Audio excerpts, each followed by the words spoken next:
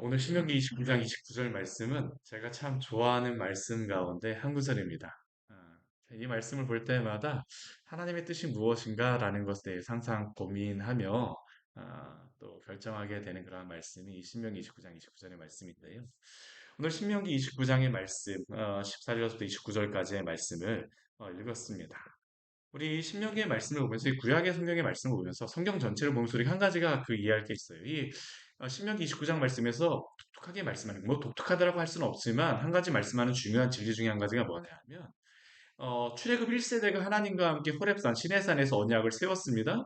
그런데 이 신명기 29장 말씀을 보게 되면 모압 평야에 있는 너희들도 하나님과 언약을 세웠다라고 이야기를 합니다.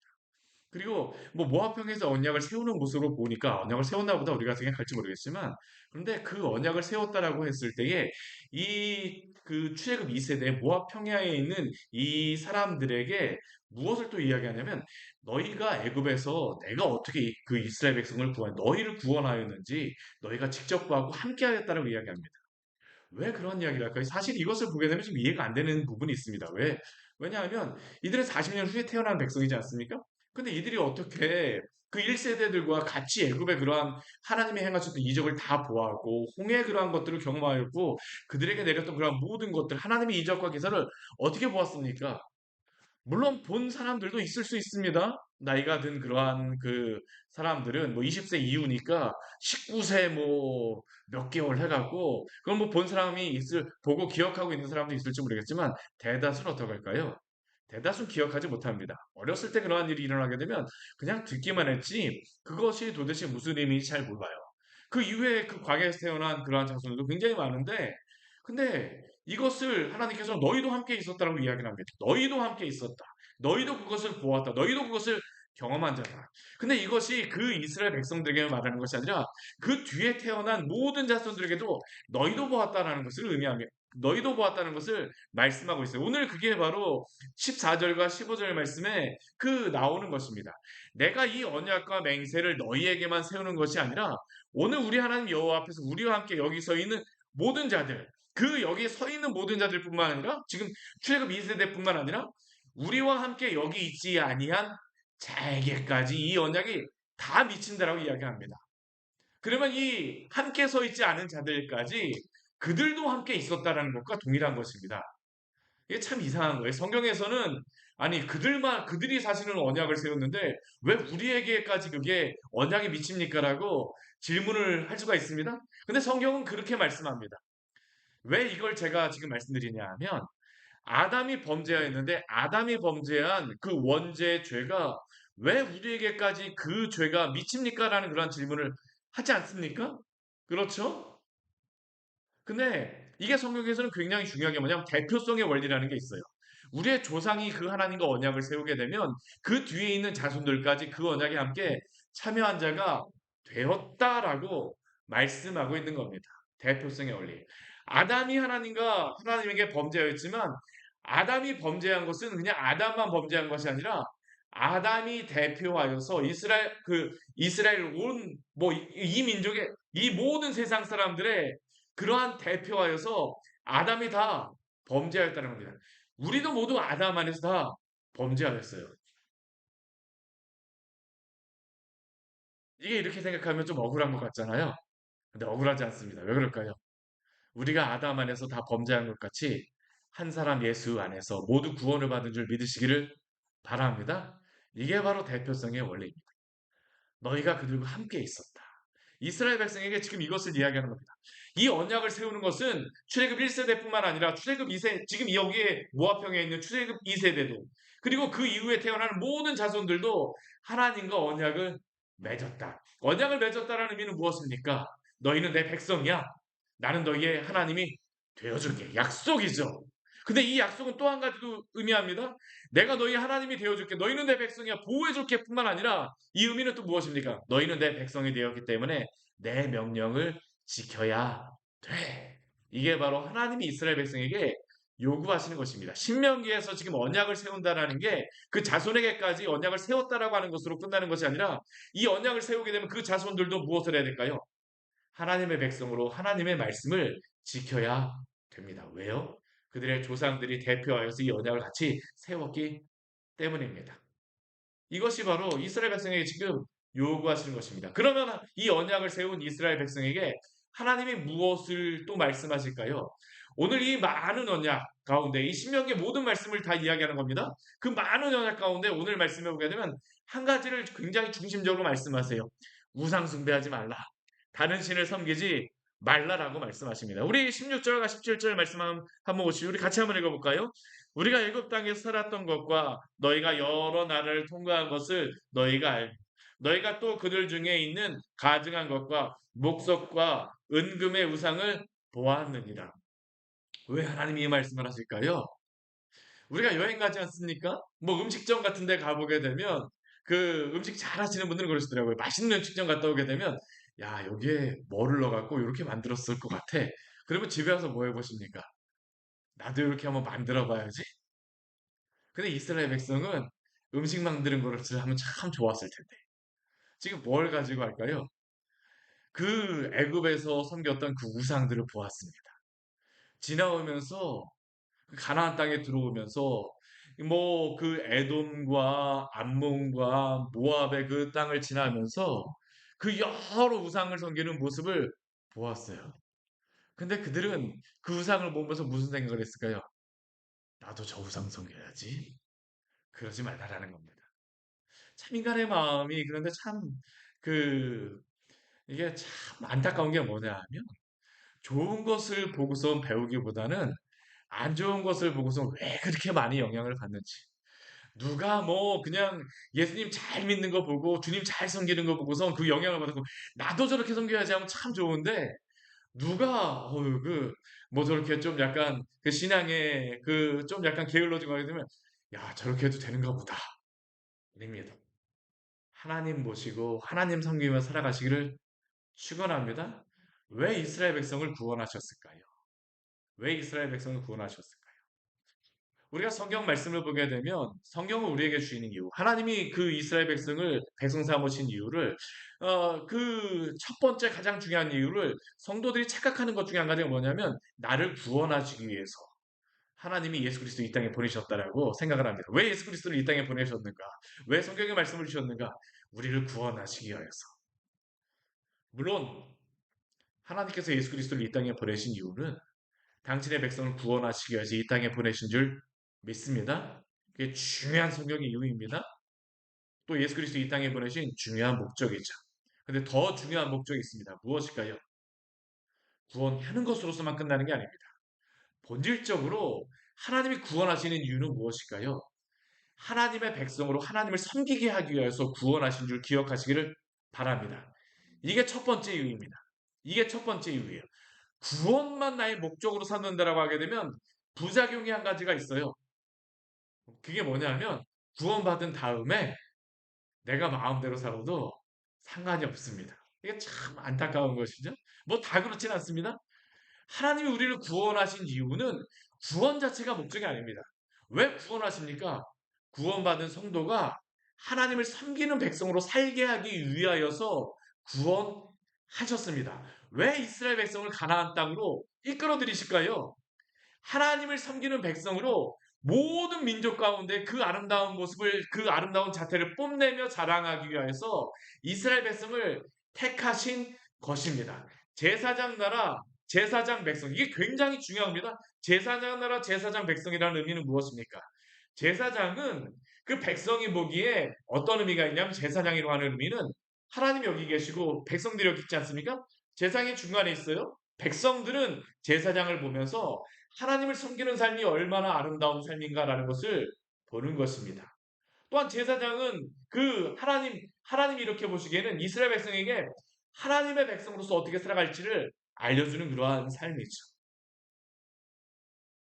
이스라엘 백성을 제사장 백성 삼으셨다는 것은 바로 이러한 의미입니다. 주변에 안 믿는 그런 모든 백성들로 하여금 하나님을 섬기는 삶을 살아가는 그러한 모습을 보여줌으로 말미암아 하나님을 섬기는 삶이 얼마나 복된 삶인가를 보여주고 예로 이그젠플입니다. 그 예로 보여줌으로 말미암아 나도 하나님 믿어야지. 나도 하나님 믿어야지. 나도 하나님 믿어야지. 이 일을 하기 위하여서 이스라엘 백성을 구원하신 것입니다. 왜 가나안 땅에 이스라엘 백성을 집어넣으실까요? 그 주변에 사는 모든 백성으로 하여금 하나님을 섬기는 나라, 하나님을 섬기는 백성이 얼마나 복된 백성인가를 보여주기 위하여서입니다. 심지어는 애굽에 사는 그러한 백성들까지 와, 쟤네들이 예전에 우리 종이어서 진짜 별 볼 일 없는 애들이었던 것 같은데 하나님의 백성이 되니까 야, 이렇게 살아가? 이렇게 복을 받아? 이렇게 아름다운 모습이야? 이렇게 거룩하게 살아가? 이거를 보여주기 위함입니다. 저 메소포타미아에 뭐 아수르와 바벨론에서 가했던 여러 민족에게도 그것을 보여주기 위함입니다. 블레셋에게도 모압과 암몬과 에돔에게도 그 주변에 있는 모든 민족에게도 이 아름다운 자태를 뽐내기 위하여서 그들을 구원하신 줄 믿으시기를 바랍니다. 우리도 그것을 위하여서 구원하셨습니다. 우리도 그것을 위하여서 구원하셨어요. 왜 하나님이 율법을 주셨습니까? 하나님의 백성이 하나님의 자태를 뽐내기 위해서 그 율법을 지키며 살아가는 것입니다. 율법의 말씀은 다른 독특한 것이 무엇일까요? 죄를 범하라는 것은 하나도 없습니다. 하나님의 거룩한 성품을 드러내는 것이 바로 율법을 지키며 살아가는 것입니다. 죄를 범하는 사람들이 하나님의 말씀을 따라 살아가는 백성을 볼 때마다 항상 느끼는 것이 무엇일까요? 야, 너 왜 그렇게 그 엄격하게 살아가고 왜 이렇게 자유롭지 않게 살아가고 야, 너 왜 그렇게 재미없게 살아가라고 이야기하지만 저도 직장 생활 해봐서 압니다. 근데 그 사람들이 보는 게 있어요. 예수님 믿고 살아가는 사람들이 야, 저렇게 살아가는구나라는 것을 보는 것입니다. 보는 것이에요. 보는 것입니다. 사랑하는 성도 여러분, 우리를 구원하신 목적이 바로 이것입니다. 여러분들의 삶을 보고 주변에 많은 사람들이 야, 예수님 믿는 삶의 성도들의 모습이 바로 그것이구나라는 것들을 견본과 같은 그런 모습으로, 모범과 같은 그런 모습으로 살아주시기를 바랍니다. 이것을 위해서 하나님이 우리를 택하신 것입니다. 하나님의 말씀을 우리가 이러한 삶을 보여주기 위해서 하나님의 말씀을 지키라고 하나님이 명령하신 것입니다. 근데 이스라엘 백성의 문제는 무엇이었을까? 왜 우상 숭배를 하지 말라는 말씀하십니까? 우상 숭배하고 나면 이것과 빠빠이입니다. 빠빠이예요. 바로 거기서부터 빠빠이죠, 진짜. 바이바이입니다. 하나님의 말씀을 지킬까요? 지키지 않습니다.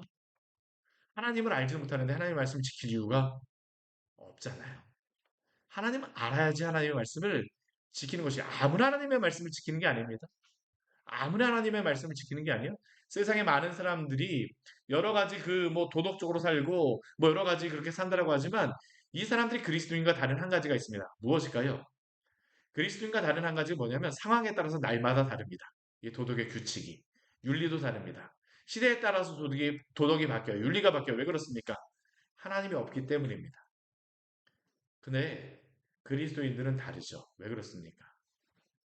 오늘도 우리에게 이 성경 66권을 주심으로 말미암아 우리에게 분명히 살아갈 그 규칙과 모범을 주심으로 오늘도 우리에게 이렇게 살아가라고 말씀하십니다. 우리가 이렇게 살아갈 때 무엇이 드러날까요? 하나님의 영광이 나타나는 것입니다. 우리가 하나님의 말씀을 지킴으로 우리에게 자유로움을 뺏어가기 위해서 하나님이 말씀을 주신 게 아닙니다. 진리를 할지니 진리가 너희를 자유케 하리라. 진리 안에 살아보십시오. 진리가 얼마나 자유로운지를 알게 됩니다. 그것도 진리를 지킴으로 살아갈 때 그냥 율법적으로 지키지 마십시오. 하나님을 사랑함으로 지킴으로 살아가시기를 축원합니다. 하나님을 사랑함으로 지키게 되면요. 그 백성, 하나님의 백성들의 얼굴의 모습이 얼굴 낯빛이 다릅니다. 우리가 하나님을 사랑하여서 말씀을 지키게 되면요. 그 삶에서 기쁨이 있어요. 야, 저는 너무나 기뻐요. 아니, 되게 힘든 것 같은데, 아니, 왜 이렇게 웃고 살아가세요? 아, 저구나 너무 즐거워요. 왜 그럴까요? 하나님이 저와 동행하시는 게 너무 즐겁거든요. 이 동행하신다는 게 무엇일까요? 하나님 말씀 따라 살아가는 것이 바로 하나님과 동행하며 살아가는 것입니다. 하나님 앞에 서 있다라는 것이 하나님의 말씀을 지키며 살아가는 것이죠. 근데 그 지킨다라고 했을 때에 하나님을 사랑함으로 그 율법을, 하나님의 말씀을 지키는 것입니다. 그러면 그 얼굴에서 하나님을 섬기는 자들의 아름다움이 드러납니다. 오늘 하나님이 우상을 섬기지 말라라고 말씀하시는 것이 그것이에요. 근데 왜 이스라엘 백성은 우상을 섬깁니까? 내가 우상성이면 더 부자 될까 봐. 여기 한번 빠지기 시작하면 게임 끝입니다. 내가 이거를 붙잡게 되면 내가 잘 살아가게 될 것 같아. 내가 이거 하게 되면 더 성공할 것 같아. 이 가나안의 그러한 우상들이 왜 그렇게 매력적인지 아십니까?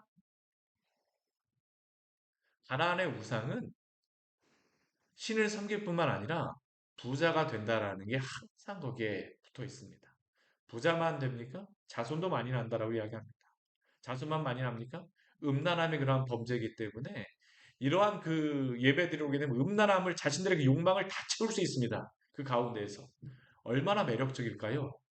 야, 너무나도 매력적이에요. 자유롭게 느껴지죠. 근데 그렇게 살아가게 되면 그게 정말 자유로울까요? 정말 행복할까요? 처음에는 그게 행복하고 자유로운 것 같습니다. 근데 소금물을 마시게 되면, 바닷물을 마시게 되면 갈증이 더 일어나는 것과 같이 더 죄에 대한 욕망이 들게 되죠. 마약을 처음에 한번 맞게 되면 마약 맞는 그러한 사람들이 굉장히 즐거울 것입니다. 굉장히 즐거울 것이죠.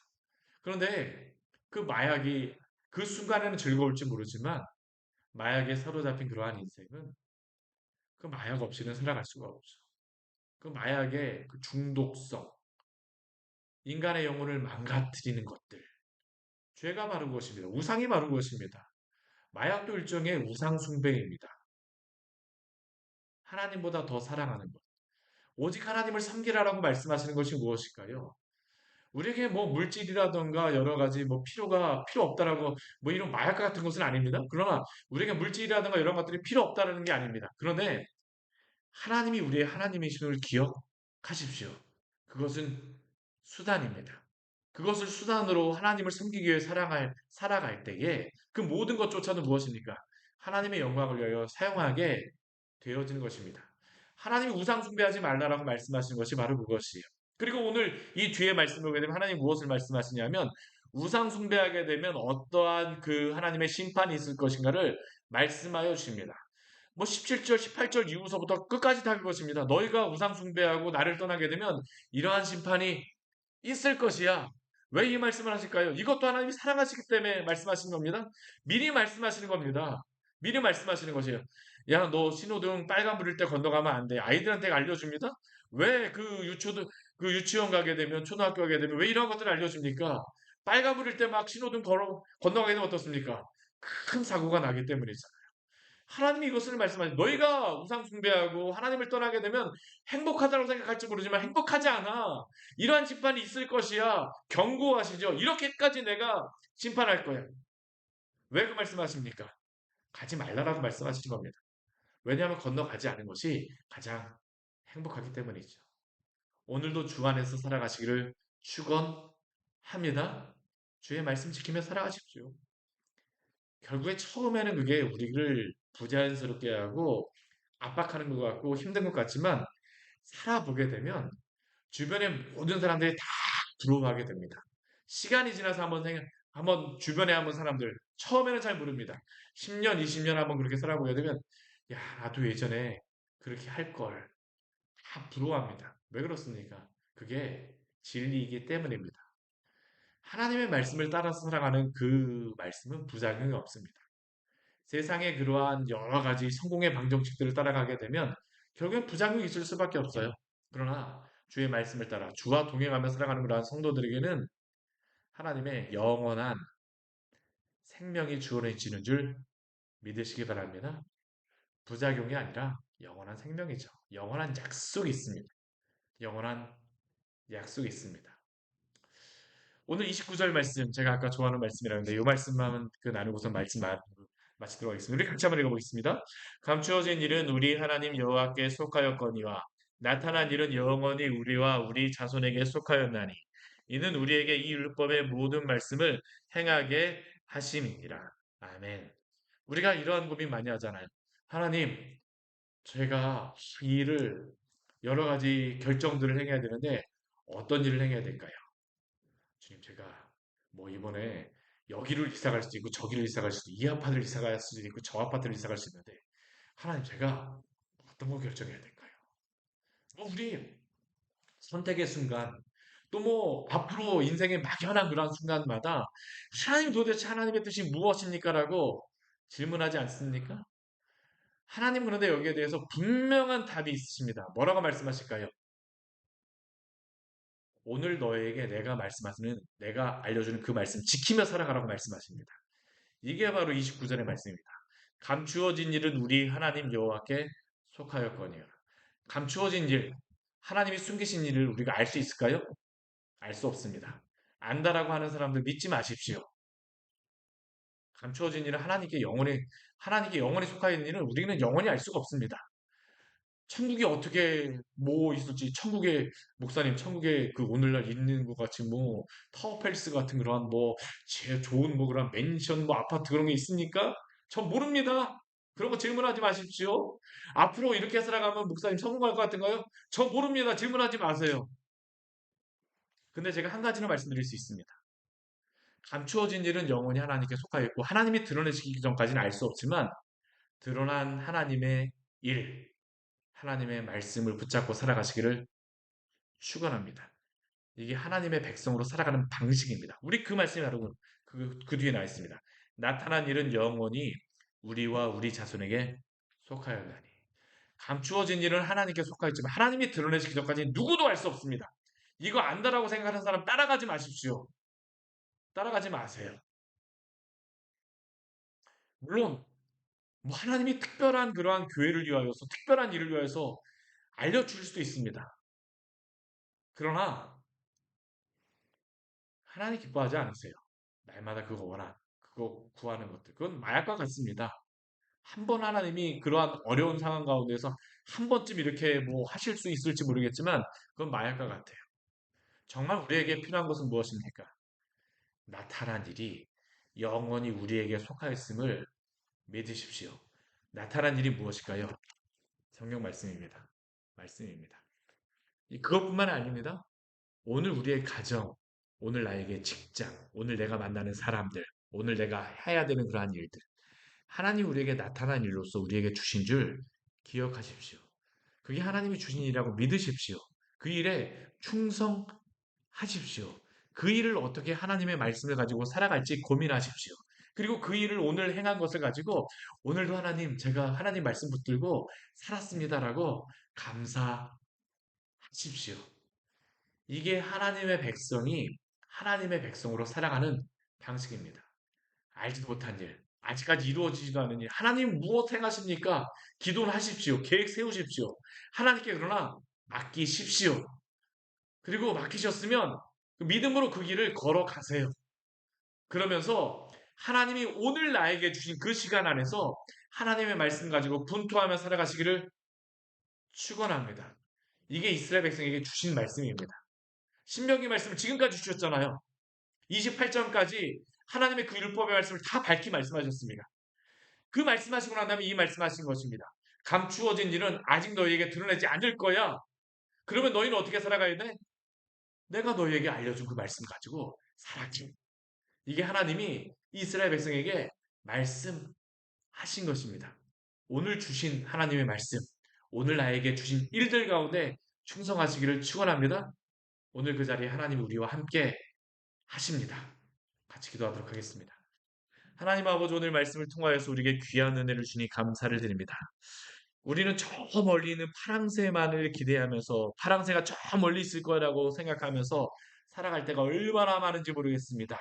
그러나 구원하신 주의 백성은 오늘 주님께서 우리와 함께 하시며 성령께서 우리 안에 내주하시고 정말로 우리 주 예수 그리스도와 연합하여서 오늘도 하나님과 주의 그 주님이 기뻐하시는 일을 살아갈 수 있는 그 능력을 주신 줄 믿사오니 주의 백성 되었사오니 주의 말씀 붙들고 살게 하여 주시옵소서.